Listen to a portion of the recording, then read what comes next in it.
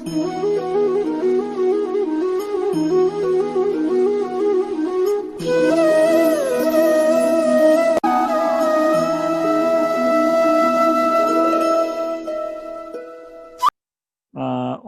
page 172 of this book, Universal Prayers, some of you have the book.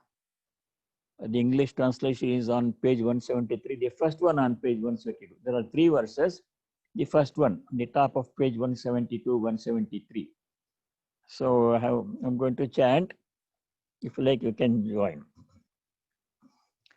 Om Asitagiri samam syat kajjalam sindupatre surataruvar shaka lekhani patramurvi likhati yadi grihitva sharada sarvakalam tadapi tava gunanam ishaparam nayati.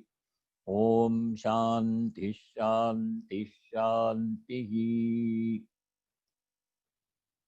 The glories of God are infinite and cannot be exhausted.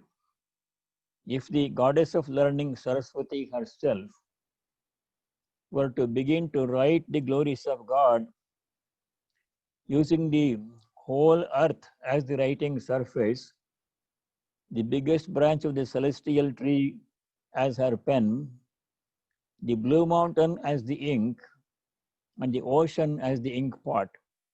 And if she were to write until eternity, end of time, still the glories of God cannot be exhausted. Infinite are the glories of God.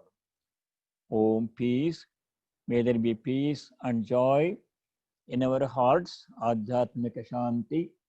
May there be peace and harmony amongst all beings, Adi Bhautika Shanti. And may there be peace everywhere in nature, Adi Devika Shanti. All right, we will continue. We are studying second chapter. We have to do verse number 49. Right, Devi? Yeah. 48 we did. 49 we have to do. 48 verse is the most important verse. We'll keep coming back. So let me chant verse 49. This is relatively easy to understand. The next 3-4 verses are easy. Then from 53 onwards begins the most important part of not only second chapter, the whole Bhagavad Gita, Sthita Prajna Lakshana. We'll come to that today. So verse number 49. Turena hyavaram karma buddhi yoga dhananjaya buddhau sharanamanvicha kripana phalahetavaha durena hyavaram karma buddhi yoga dhananjaya buddhau sharanamanvicha kripana phalahetavaha. The translation is, work impelled by the desire for the fruit is indeed inferior, evenness of mind being far above it. O Arjuna, take refuge in the evenness of intelligence. Pitiful are those people who are impelled by the desire for the fruit of their works.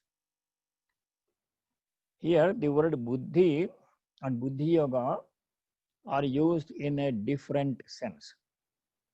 Ordinarily, when we come across the word buddhi, we translate it as intellect, one of the 4 functions of the mind. The general internal organ, Antahkarana, is called the mind, and the mind has 4 functions. These 4 functions are known by different names, and the buddhi is one of them. The 4 functions are mana, buddhi, ahankara, chitta. Chitta, ahankara. Manaha means mind, mind which controls the sense organs. Manaha, buddhi. Buddhi means the intellect.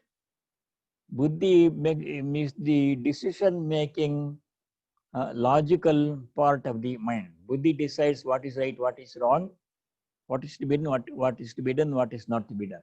The decision-making intelligent part of the mind is called buddhi. It's called, usually translated as intellect.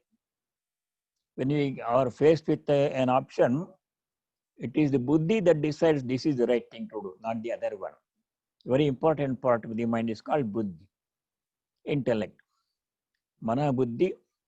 Chitta means all the memory component, where all the impressions are stored. Ahankara means the I part. That part of the mind which says, I am this person. It does not say, I am the Atman.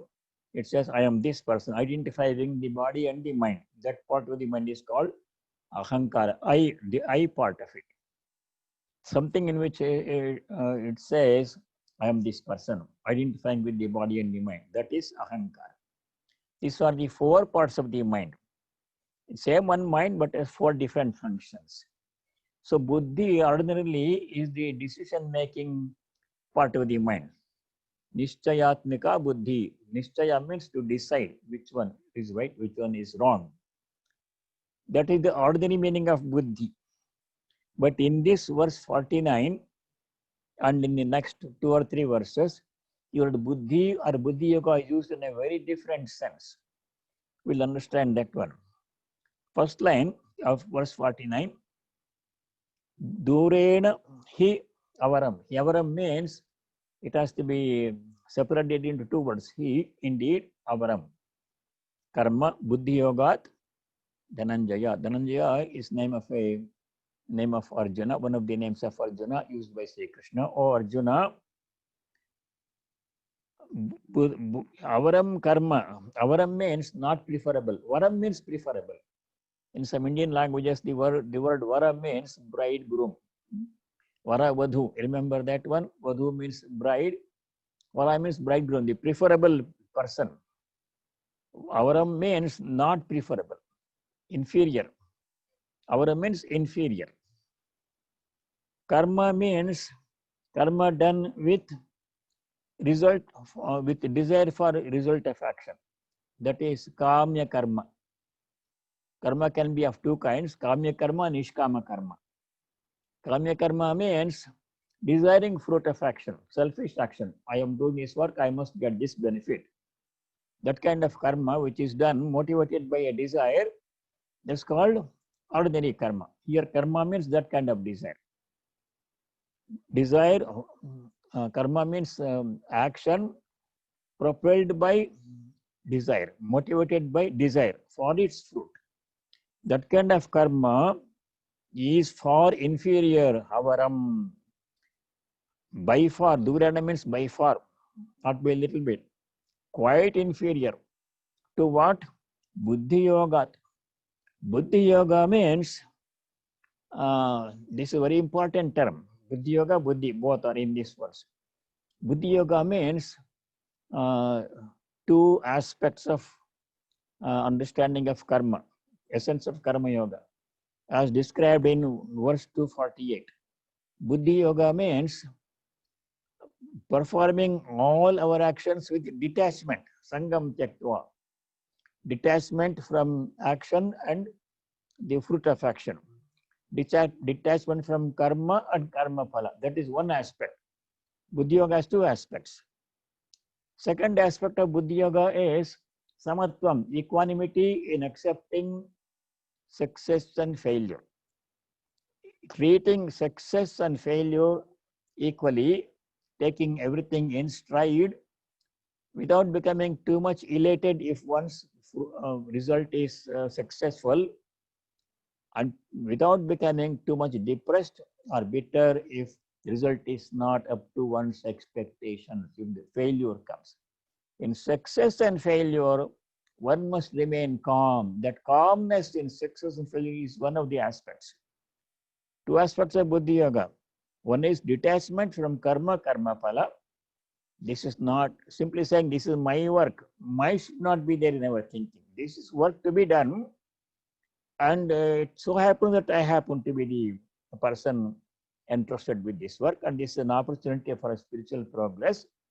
All work must be considered as opportunity for spiritual progress, as spiritual practice.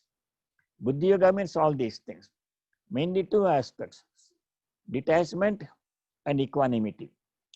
Detachment, how to cultivate from work. Instead of saying, this is my work, only I have to do, I don't want anybody else to do my work, or it's not my work, I will not do it, let somebody else do it. That kind of thinking is very unhealthy for a spiritual person. Detachment means this work has come to me by the grace of God. It is a privilege. I've said before, work is a privilege, not something drudgery to be burden to be gotten out of the way as quickly as possible. But work should be welcomed as a privilege, as a gift. Work is a gift. Why work is a gift? Because through work alone we can make spiritual progress. By doing the work in the proper attitude, Buddhi Yoga, mind becomes pure. Mind becomes free from selfishness, desire, anger, jealousy, all those things. When mind becomes pure, the next step is realization. Then we will realize our true nature. Purity of mind is the goal of all spiritual practices. All work can be used as a means to achieve purity of mind. Therefore, work is a precious gift. Every opportunity to do some work, whether pleasant or unpleasant, big or small, whether I like it or not, keeping aside my likes and dislikes, welcoming all work as an opportunity to serve the Lord as a spiritual practice. Therefore, work should be considered as a gift, as a privilege. It is a privilege because everybody does not have the opportunity and ability to work together. Some people don't have any work to do. They are able to do work, but they don't have any job. They are laid off, and their family is not doing well financially, and the only source of income has been stopped. The person is hankering for work, but there is no work to do. Such a person is very unhappy. Ability is there, opportunity is not there. In the same way, some people have a lot of work to do, but they are unable to do work. For whatever reason, disability has come. Work is there, they want to get up and do work, but they cannot because of some disability. So they don't have the ability. Both of these, ability and opportunity, are special, very special gifts. Most of us have both of those gifts. We have the ability to do some work, whatever. Everybody cannot do every kind of work. Within our limited ability, we can do some work. We are doing that work. And we have opportunity to do work. Both of these are very special gifts. Therefore, work should be considered as a privilege, as an opportunity to do spiritual practice, as a means to purify the mind. Therefore, any work that is done with the selfish motive is inferior to work done with the proper motive. Proper motive means two things, as explained in 248, previous verse. One thing is detachment, sangam tektva, practicing detachment from karma phala. How to practice detachment? Offering everything to God. When you offer something to God, then we are detached from it. Then we don't have any more attachment to it. It has been given away, given up. And what the result comes is up to the Lord, not to me. And I will accept the outcome of the work, whatever it is, success or failure, with equanimity and calmness. That attitude is called Buddhi Yoga. So Buddhi Yoga means performing work in the proper way with the proper attitude. Attitude is the most important thing. With what attitude we do our work defines our life, our spiritual life. So Buddhi Yoga, far inferior is the work done with selfish motive to the work done with the proper motive, with detachment and equanimity. Detachment and equanimity. Buddhi Yoga means both these aspects. There is one other aspect that is called Ishvara Arpana Buddhi. I'll explain that one. Buddhi Yoga means all those things. Ishvara means God. Arpana means offering. Buddhi means our mind, our thinking. Whenever we do some work, we should think that I'm offering it to God. This is what Sri Krishna says in the Gita many places. We have seen that one. Sri Krishna says in the Gita again and again that whatever work you do, offer it to me. Where does he say that one? It will come in the 3rd chapter. 3rd chapter, sloka number 30, 330. There Sri Krishna says, Mai sarvani karmani sanyasya, dedicating all actions to me. The instruction from God to us is, whatever work we do, is big or small, pleasant or unpleasant, successful or unsuccessful, whatever work we do, we should offer it to God as our humble offering. Why we should offer? Because He does not need our work. God is not dependent upon our work. Not to fulfill His need, but for us to practice detachment. Not mine, but thine. That attitude of not mine, but thine, O Lord, is the most important part in our attitude towards work. We have to refine our attitude towards work. Whatever work I do, I'm doing it as an offering to God. Sloka number 30, verse number 13, chapter 3. That will come later. Many places in the Gita, Bhagavan Sri Krishna has said, whatever work you do, offer it to me. Why offer it to me? He doesn't need our work. So that we can become free from attachment to the work. That is the meaning of offering. Once it is offered, then I have no concern about the outcome. Whatever He gives, the fruit of action, that I will accept gladly. Whether it is considered successful or failure, I will take everything as the gift of God. So this attitude is called Ishvara Arpana Buddhi. Ishvara means God, Arpana means offering, Buddhi means attitude, mind. Everything should be done as an offering to God. That is Buddhi Yoga. Any work done with selfish motive is far inferior to work done with the selfless motive, with the Buddhi Yoga. So that is the first line. Then second line is instruction. Buddhau Sharanamanvicha. Buddhau means in this Buddhi Yoga. Buddhau means in this Buddhi, in this attitude of offering everything to God and practicing detachment and remaining equanimous in success and failure. That is all called Buddhi. Special meaning of Buddhi in these next 2-3 verses.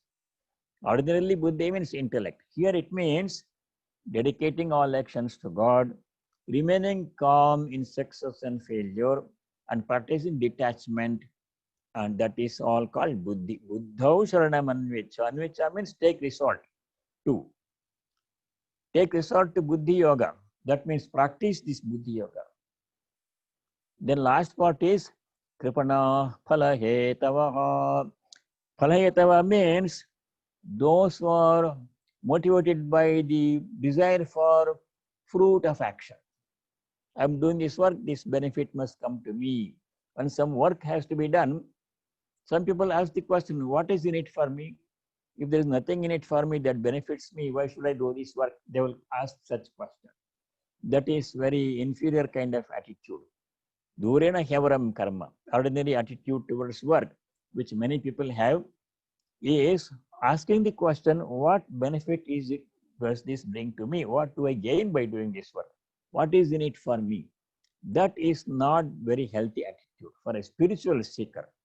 For all of us are interested in God realization, spiritual life. For people like us, we should not ask that question, what benefit do I get? I should be thankful for the opportunity has come to do this work. I will do it as an offering, as a service, as worship, and dedicate the result to the offering of the work and the result to God. And I will, that will make my mind calm and pure and free from selfishness. That is the purity of mind is a requirement for God realization.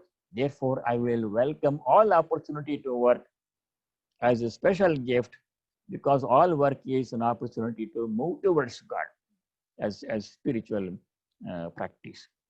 Kripana Phalahetava. Phalahetava means those who are interested in the, or motivated to do some work only by the desire for the fruit of action. Phala means fruit of action. Phala means fruit of action. Hetu means cause, motivation. Those who are motivated by the desire for the fruit of action, such people are called Phalahetavaha. What are they? Kripanaha. The word Kripanaha really means a wretched person. There is a very special definition of the word Kripana in the Brihadaranyaka Upanishad. In the Brihadaranyaka Upanishad, there is a conversation between the very famous sage Yajnavalkya and another equally famous sage Gargi. Gargi. Those days, women also were great saints. Even now, there are great women saints. Even now, there are women saints. Those days in the Upanishadic Vedic age, there were many women saints. One of them was Gargi. So there is a conversation between Gargi and Yajnavalkya, one of the greatest exponents of Vedanta of all time, Yajnavalkya. There, Yajnavalkya says to Gargi, he says, a person who leaves this world, a person who dies without realizing one's true nature as the self, such a person is a kripana. So, etadaksharam Gargi aviditva asmal lokat praiti sakripanaha sahovacha saha, such a person who aviditva, etadaksharam aviditva, without knowing this imperishable Brahman as one's own self. Asmat lokat praiti, leaves this world, departs from this world. Sa kripana, such a person is kripana. Kripana comes in this second line, last part of the verse 49. Kripana means a person who leads the whole life in a selfish way without realizing his divine nature. Thinking he is the body and the mind, thinking he is the doer, thinking that he will benefit from doing this work, from doing that work. A person who thinks like that all his life and does not make any spiritual progress, does not know how to work properly with the proper attitude, such a person is a kripana. So we don't want to be kripanas. We have to become buddhi yogis. Buddhi yogi means a person who has the proper attitude towards work. Attitude is the most important thing in everything. Our attitude towards our own self. Who are we? Children of God. Devotees say, I'm a child of God, I'm a devotee of God, I'm a servant of God. Like devotees think. Jnanis think, I'm the self, I'm the Atman. Aham Brahmasmi. Jnanis think like that. Either way, we should not think we are the body and the mind. So that proper attitude towards oneself, attitude towards work, attitude towards possessions, attitude towards other people, attitude towards the whole world, all that should be properly refined. Here Sri Krishna talks about attitude towards work. All work is worship. All work is to be done as offering to God. That purifies the mind. Purifies the mind means the mind becomes free from selfishness, narrow-mindedness, I and mine, that will go away. And when the mind becomes pure from anger, jealousy, lust, greed, etc., then what happens? It paves the way for God realization. The moment mind becomes pure, then we are approaching God realization. We are already there at the threshold of God realization when purity of mind comes. So that is why it is very important to cultivate, refine our attitude towards what Buddhi Yoga means, performing all our work without attachment, remaining equanimous in success, failure, offering everything to God, doing all work with love and enthusiasm as worship, as offering. That is the way to make spiritual progress. And work is to be done all the time. You have something to do. Nobody is free from the work. So every time some work has to be done, we should welcome it as an opportunity to move towards God, to make progress in our spiritual life. That is verse number 49. Very important verse. The next three verses are relatively simple. Verse number 50.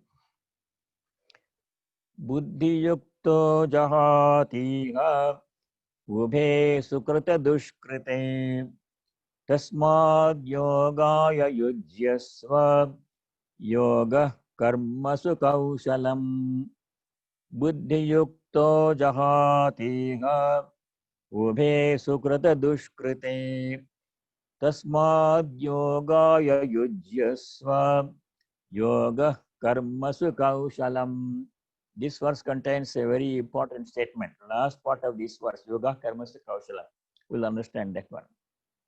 The translation is, with the intelligence of evenness, one discards both good and evil works, that is merits and demerits of works.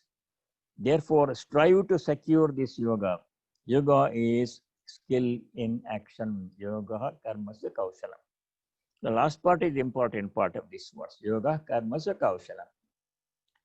Buddhi yukta means a person who has this attitude of buddhi yoga that we studied in the previous verse. Again, to repeat, I'm going to repeat this. Sounds like repetition, but it's very important. Buddhi yoga here means two things: practicing detachment from karma and karma phala, work and result of work. Second thing is remaining equanimous in success, failure, being detached from result of work. Detachment from work and result of work. That is buddhi yoga. Buddhi yukta means a person who has this attitude, proper attitude towards work. Such a person, buddhi yukta, iha means in this world, in this life, sukrute dushkrute ubhe jahati. Jahati means discards, become free from. Sukrita dushkrita. Sukrita literally means good work. Dushkrita means bad work. So bad work we don't do at all. What it really means is when we do some work, the result may be good, bad, or indifferent, or mixture. Such a person becomes free and remains unaffected by the result of work. If some defective work is there, for example, in the Mahabharata, there is a famous Dharmavyada story. How a person becomes free from the evil effect of work. The story will explain. Duskrute, sukrute, sukrute, duskrute, jahati. That means a person becomes free from the good and evil effects of all karma that he or she does. Karma can produce unpleasant results. Karma can be very unpleasant also. How such a person who has the proper attitude towards work as worship as offering, becomes free, remains unaffected by the result of work, good and bad. That is explained in the very famous story in the Mahabharata of a butcher, meat seller. It's called Dharmavyada story. Swami Vivekananda has told the story in a briefer form in the Karma Yoga book. In the Karma Yoga book, there are 8 chapters. One chapter is called Each is Great in His Own Place. Each is great in his own place. That is the title of one of the 8 chapters in the Karma Yoga book. In that chapter, Swami Vivekananda has briefly told the story of a Dharmavyada, of the Dharmavyada. Vyada means a hunter, one who hunts animals and sells the meat. There was a young sannyasi was practicing meditation. I'm telling the story to explain how one can become free from the good and evil effects of karma. Karma may be unpleasant, but still if it is done with the proper attitude, it will become spiritual practice. Unpleasant work can also become spiritual practice if done with the proper attitude. To illustrate the story, that point the story is being told. There was a young sannyasi, monk, used to meditate under a tree in a forest. And after some time, he got some powers. And one day, when he was meditating sitting under a tree, 2 birds were fighting on the branch of the tree above his head. And they were fighting, and the feathers and everything were dropping on his head. He became very upset. These birds are disturbing my meditation. And he cursed the birds. You birds, you are creating disturbance, you have to die. He gave this curse. Immediately the 2 birds fell down dead. Because he had some powers, so use that power. So after this, he got up from meditation. He went out to the town for begging. That was the custom. Those days, monks had to beg for food from 3 or 4 houses. So he goes to one house and stands in front of the house. The rule was, if the door is closed, you cannot ask any food. Door must be open. Then only you should stand outside the door, you should not enter the house. Standing outside the door, you should say only 3 times, please give me food. Bhavati bhiksham dehi, oh lady, please give me bhiksha. Bhiksha means food, begging for food. He calls for food. And once he says, oh lady, give me food, no reply comes. Second time again he says, "Oh lady, give me food, bhavati bhikshan dehi." No reply comes. Then he become upset. Nobody is responding to my request for food. Third time he says, he can say only 3 times. If no response, he has to go to the next house. He can only go to 4 houses and 5, no more than 5 houses. Third time when he said, a voice comes from inside the house. The lady of the house calls out. She says, "Oh sadhu, please be patient. Don't become angry." This man became very angry, sannyasi. Nobody is responding to my request for food. Don't become angry. I'm not the birds. You can't curse me like that. I'm not the birds in the forest. Sannyasi became astounded. How did this lady who is working inside the house came to know about the birds? The birds, the story happened in the forest. Nobody knows about that one. The lady said, "I'm serving my husband. I will come and give you food. Please wait for a couple of minutes. Don't be impatient. I'm not the birds." She says like this. Then he becomes curious. How did she know about the birds? He stands there. After a few minutes, she comes out, gives him food, and explains to the sannyasi, "See, I was serving my husband who is sick. This is my first duty to take care of my husband as a wife, devoted wife. So I some delay in serving you food. Please don't become angry. Don't be upset." The sannyasi asks the lady, "Oh lady, how did you know about the birds? That is something that happened in the forest. Nobody else was there. How did you know about the birds?" The lady says, "See, I don't know anything. I'm an ordinary housewife doing housework, cooking, cleaning, serving. I don't know anything. If you want to know more about these things, in this town there is a such and such a street. There is a butcher, a meat seller. You go to him, he will teach you all about this thing." The sannyasi became more curious. How can a meat seller teach me? This lady knows everything about me. She's not doing meditation in the forest. I'm doing meditation in the forest. How did she know? How did the meat seller know? The lady said, "Go to him, he will explain all these things to you." So he goes there and then he sees the meat seller selling meat to customers. Then as he was approaching the shop, the meat seller looks at the monk, and when the monk even had not even reached the shop, he was approaching the shop. The meat seller calls out to the sannyasi, "Oh, sannyasi, that lady sent you here. Please come and sit down, have a seat. I will uh, serve the customers and I'll take care of you." The sannyasi became more curious. How did this meat seller know that I was sent by the lady? How these people know all this truth? I don't know anything because I'm meditating in the forest and everything. But these ordinary people do this their daily chores. The lady is cooking, cleaning. This man is selling meat, and they know everything. How is it? I don't know all these things. So he is patiently waits for the meat cutter, meat seller. Meat seller serves all the customers.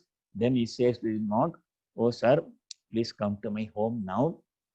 I will close my shop and I will serve you. I'll serve you food. First, I will take care of my old parents. Then I'll serve you food. And if you have any questions, I will answer." So the sannyasi has no choice. Patiently waits for the meat seller to serve all the customers and close the shop. The sannyasi goes to the meat seller's home and sits down there. The meat seller serves his parents, serves them food and everything. Then he serves food to the sannyasi. Then they have the conversation. The sannyasi asks, "You are a meat seller. I don't think you have studied any scriptures or anything. That lady also was a housewife, cooking, cleaning. How do you people know all these things that I don't know? I meditate in the forest." Then the sannyasi says, "Just this one. I just do my work, which is unpleasant work. Dushkruta. Dushkrute. It's unpleasant work, I know, but it is my job. It's my profession. God has given me, put me in this profession. I do it as an offering, as worship. That's all I know. I don't know the scriptures. What I know is whatever work I do it as an offering to God, and success or failure, gain or profit or loss, I take it equanimously. I'm devoted to God. I'm doing my work as my karma yoga. I don't know any other kind of worship. I don't know scriptures. I don't know Vedas. But all I know is that I must do my work as worship. That's what I'm doing, and that's all. So that just is a very long story, but I'm condensing it. So here, even if the work is unpleasant, we should do it as worship and not be affected by the quality or nature of the work. Work is worship. The only thing that we should not do is immoral, illegal work. So, stealing, cheating, telling lies, that we should not do. Other than that, any other honest means of livelihood, honest work should be done as worship.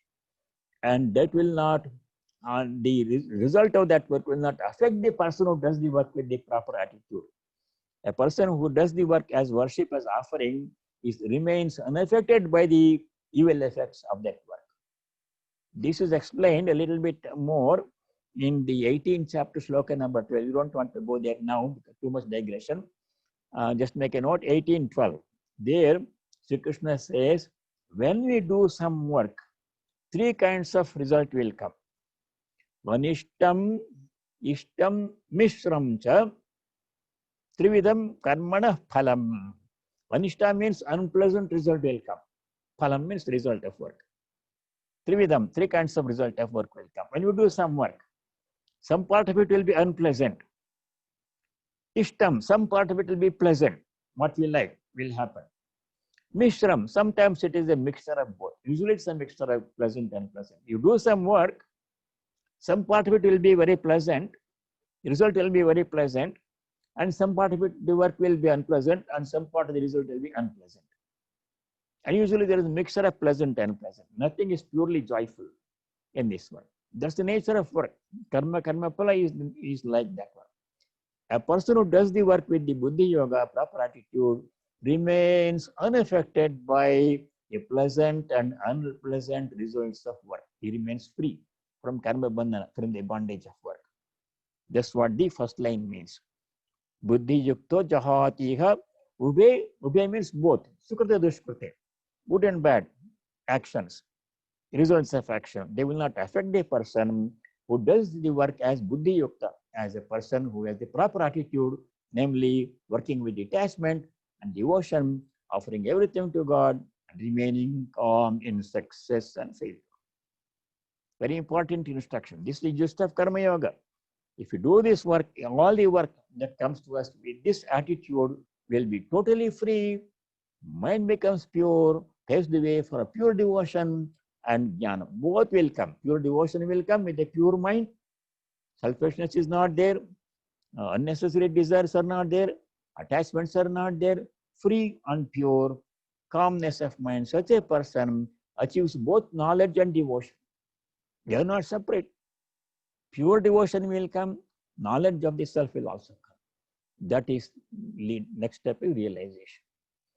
Therefore, what we should do, second line of sloka number 50. Tasmad yogaya yujyasva yoga karmasu kaushalam. Therefore, yogaya yujyasva. Strive, yujyasva means strive hard to practice this Buddhi Yoga. We should all practice Buddhi Yoga. Whatever work we have to do in your home or office or workplace or ashrama or wherever, we should do it with love, with enthusiasm, as a gift, with devotion and with joy, and offer it to God and remain unaffected by whatever happens. That is Buddhi Yoga. If you do that one, what will happen is will become freedom. Freedom will come. Last part of this verse number 50 is important part. Yoga karmasu kaushalam. There are two statements in the second chapter on the Karma Yoga. This is the second one. What is the first one? First one was verse number 48. Last part of verse number 48. Number 48 is Yogastha kuru karmani sangam tyaktva dhananjaya siddhya siddhyo samo bhutva samatvam yoga uchyate. That last part of 48, samatvam yoga. Yoga is equanimity. And last part of 50, yoga karmasya kaushalam. These are two like Mahavakyas for Karma Yoga.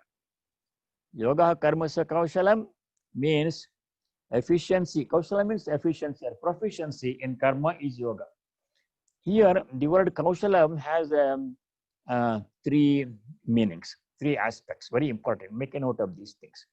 Kaushala ordinarily means proficiency, being good at doing something. That is ordinary meaning of kaushalam. Here, kaushalam, karmasya kaushalam means When we do Karma Yoga, first thing is we should do it in an efficient manner without wasting material, without wasting energy and time. Our time and somebody else's. If we do some work in the improper way, we are wasting other people's time also. So first thing is efficiency in action. In the ordinary sense, efficiency, without wasting time, money, in the proper way, with the minimal expenditure of energy, resources, and time. First meaning, important meaning. Second thing is that must be done with unselfishness and as offering to God. That is a proficiency in action means work done must be done with unselfishness as offering to God. Second meaning. Ishvara Arpana. Third part of this Kaushala means the work that we do must be done in such a way that it helps us to expand our personality. It helps us to purify our mind. Not in a selfish way, not grudgingly, not unhappily, but joyfully, with love, with devotion. As an offering, if you do work, our mind will become very purified. So that is the third aspect of Kaushalam. Adhyatma Vikas, it is called spiritual Vikasa means development. The work we do must be done in such a way that it helps us to develop ourselves spiritually, advance spiritually, make our mind calm and pure. And then the fourth part of Kausalam is Ishvara Arpana Buddhi. Whatever is done as an offering, and whatever fruit will come should be accepted as the grace of God. Ishvara Prasada Buddhi. Prasada means grace. Whatever result will come of the work that we'll do must be accepted calmly, joyfully, even if it is unpleasant, as the grace of God, as prasada from God. This is what I did, this is what He is giving to me in return. I'll accept it as His grace. Keeping aside our likes and dislikes. All this is included in the Kaushalam, Yoga Karmasya Kaushalam. Proper attitude towards work is the key to success in spiritual life. First thing, all other practices, devotion, meditation, everything will come much later. Meditation will not be possible unless our mind is prepared for meditation. It is fashionable to talk about meditation, but how many people can really meditate? Not very often. It's very difficult. Unless mind is properly cultivated. This is the proper way to cultivate the mind to make it able to do meditation. The proper way to do our work must be learned. And this is Yoga Karmasya Kaushala.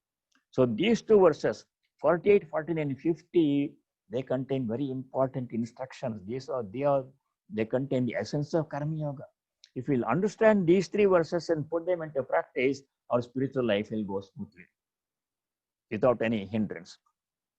So now we'll go to verse number 51, 51, 52, 53. Those are relatively easy verses to understand. Sloka number 51. Karmajam buddhi yukta hi phalam tyaktva manishinaha janma bandha vinirmukta padam gacchantyanāmayam. Karmajam buddhi yukta hi phalam tyaktva manishinaha janma bandha vinirmukta padam gacchantyanāmayam. Buddhi Yukta means wise people. I'm reading the translation. Wise people united with the intelligence of evenness discard the fruits of works. They are liberated from the bondage of birth and attain the status which is free from all sufferings. Translation is not very clear. Let's try to understand. Kalmajam phalam tyaktva. When you see the suffix ja, that means born of karmajam. For example, you say sarasija. Sometimes in some parts of India, when a baby girl is born, they give the word sarasija, saroja. Saroja or sarasija. Ja means born in, saras means sarovara, in a lake. That's a lotus. Lotus flower is called sarasija. So karmaja means born of karma, result of karma. Karmajam phalam tyaktva. Discarding, that means remain detached from the fruit of action. Tyaga means not physically giving up the result. You can't physically give up the result of work. Result will come, but we remain unaffected internally. We remain detached internally. That is tyaktva. Karmajam phalam tyaktva, giving up attachment to fruit of action. Who does this one? Buddhi yukta, those who are endowed with that kind of wisdom of work, that as seen in previous 3 verses. Manishuna means wise people. Jnaninaha, Sankara says, Jnanis are called Manishuna. Then what happens? They become Janma Bandha Vinirmuktaha. Mukta means become freed. Nirmukta, become freed from Janma Bandha, the bondage of birth.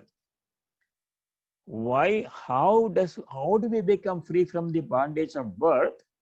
If I do my karma properly as Buddhi Yoga, that you can understand easily. To start with, we'll start from the beginning. The truth is, we are not the body mind, we are the Atman. As Vedanta, that's the first thing in Vedanta says, we are not the body mind, you are the self. Tattvamasi Vedanta. You don't start from there. But I am ignorant of my true nature. I only think I am the body and the mind. Problem starts there. Because of ignorance, desire comes. If I know I am the Atman, there is no desire, I am fulfilled, 100% Satchidananda, there is nothing more that makes me happier than I'm already happy, infinitely happy. But desire means I don't know my true infinite nature. I'm thinking I'm a limited person. I don't have this, I don't have that. That is desire. When desire comes, desire propels us to action. It's all karma bandha, bondage of work, bondage of life. Desire impulses us to action, karma. Karma produces karma phala. And because of ignorance, I become attached to karma phala, fruit of work. I want this benefit from this work. That is my improper attitude towards work. Then result will come. If I want result, it will come. Then what will happen? Again, more karma will come. And then more result will come. I get in the cycle of karma, karma phala, karma, karma phala. Work and its fruit, work and its fruit. I get into this cycle. That will continue from birth to birth. Janma bandha.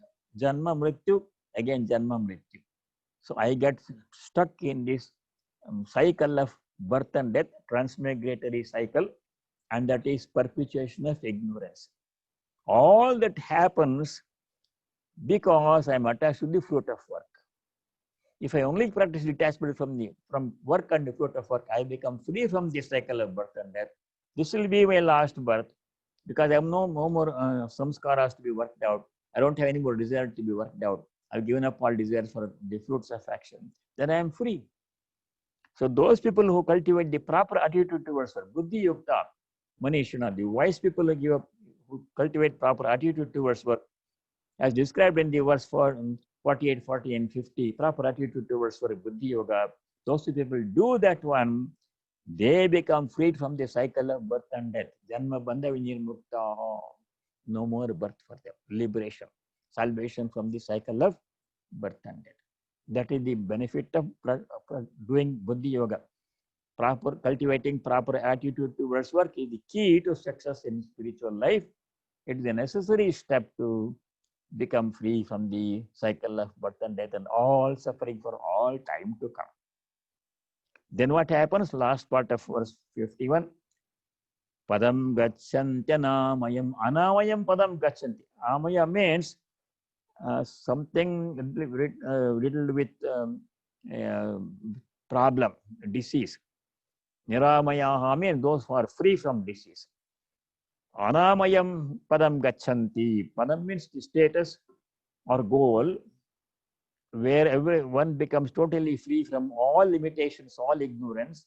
Such a status a person will achieve. That means liberation, he will achieve liberation. So how doing the work properly with the proper attitude leads us to liberation is explained in this verse, previous 3 verses.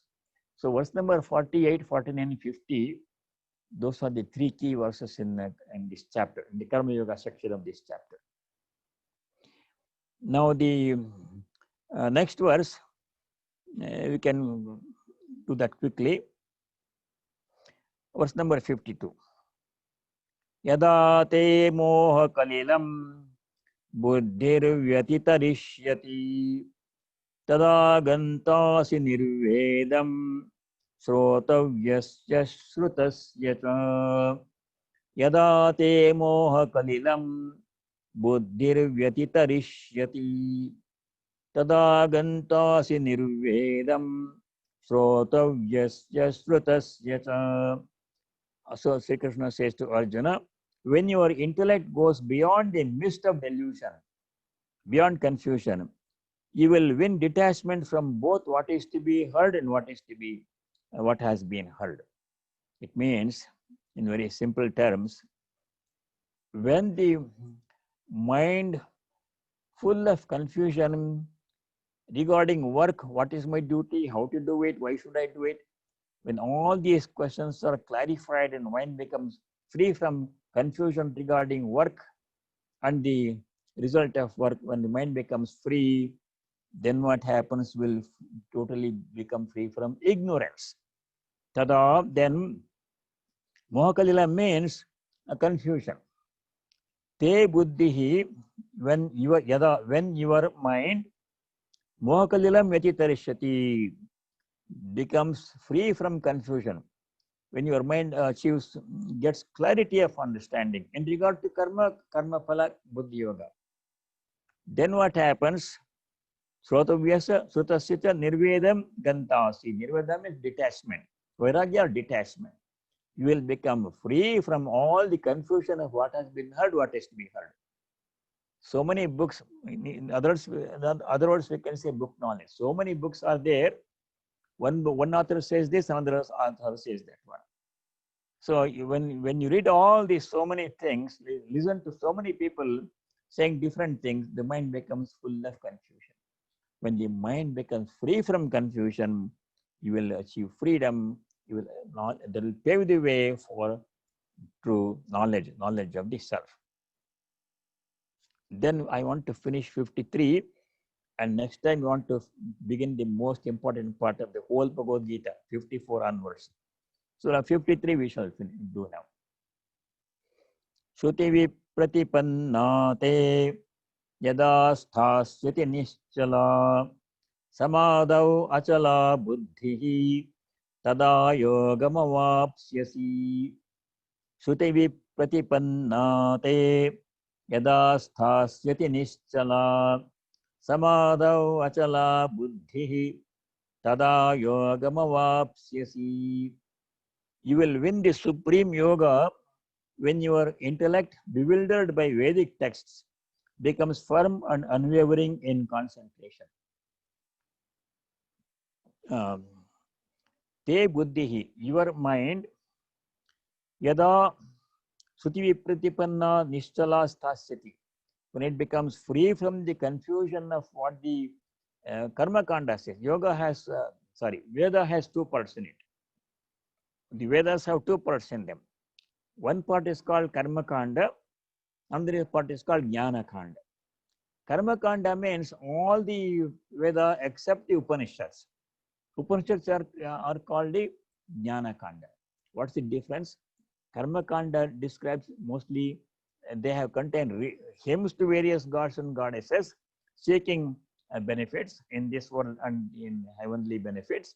And they contain rituals, how to perform rituals, and they contain information on what ritual will bring what result.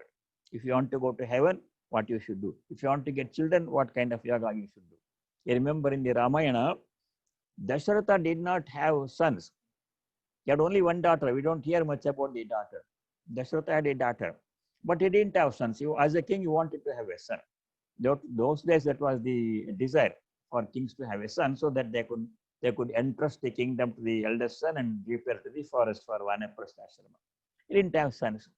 So they asked his teachers, what should I do? I am getting old and I am not having any son. He had 3 wives but no sons.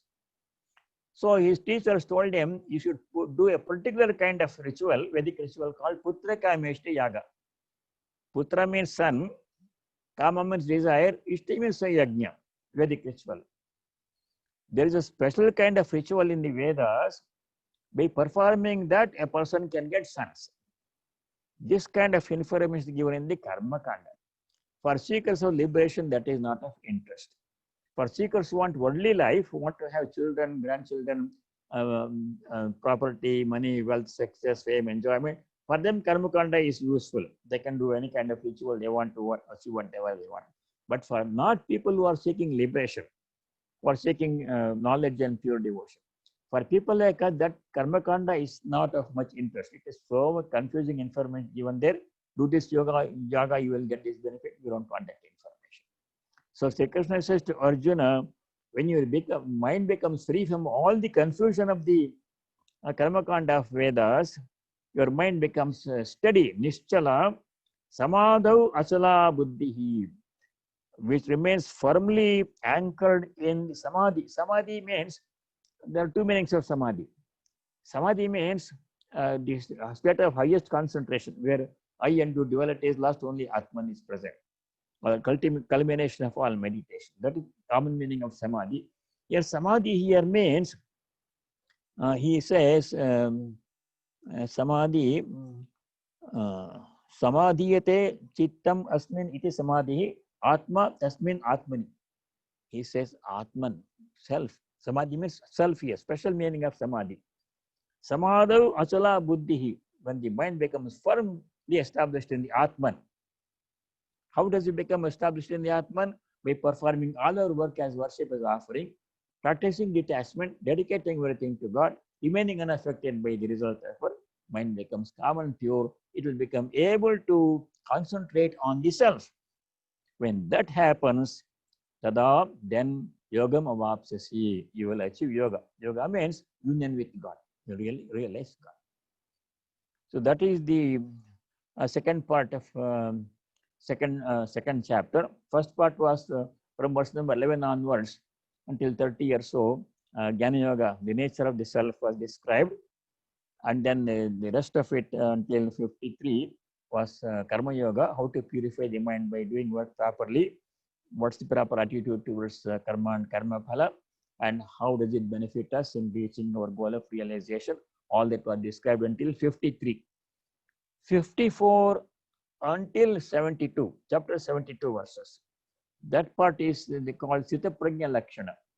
Sita Prajna means a person whose mind is firmly established in the self. We'll study that in much detail. We'll spend a lot of time in this the verses 54 to 72, because these verses are, many people memorize these verses.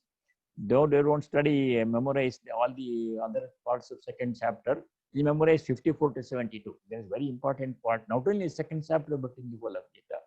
Next time we will do that one. We have about, we don't have much time. If any questions are there, before we conclude, please, you can bring up the questions now. If you don't have time, then you send the questions to my email or phone. I'll be happy to respond. Who went to the meat seller, what is the answer he received? He told, I do my job sincerely, but how he or the lady knew about the bird and all these things? So that answer I didn't get. So is there any answer? That answer is given in 3 or 4 chapters in Mahabharata, very huge section, Dharmavada story. In brief, I have not read the whole 3 or 4 sections. I have read the brief version of that, as Swamiji explains in the Karma Yoga book. That's all I have read. Whole Mahabharata, I have not read.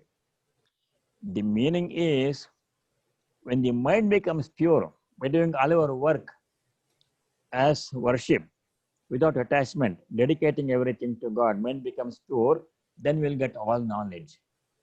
Then they will know what is happening, what has happened in the past, what's happening now, what will happen in the future. They will have Trikala Jnana. Knowledge will come. Thank you. Good. Any other? Oh, yeah, I got you. Yes, I saw you. What is it? Ask me question. So, Swamiji, I know Raja Dashrath, he had a daughter, Shanta. So, I know he had to give her up to have sons, right? I mean, this sounds very strange. What did he do? Not much is known about that daughter. We only talk about Rama, Lakshmana and the sons of Dasharatha, 4 sons. But I don't know, I'm not much heard about the daughter of Dasharatha. What happened to her, we don't know. Yeah, he had a daughter. Yeah, and I think he married her off and never saw her again. Something Yeah, like probably she got married and went to her husband's house and stayed there. that. Okay. Thank Nothing you. much. No. Om sarve bhavantu sukhinah, sarve santu niramayah, sarve bhadrani pashyantu, ma kaschid dukkha bhag bhavet. Om Shanti Shanti Shanti.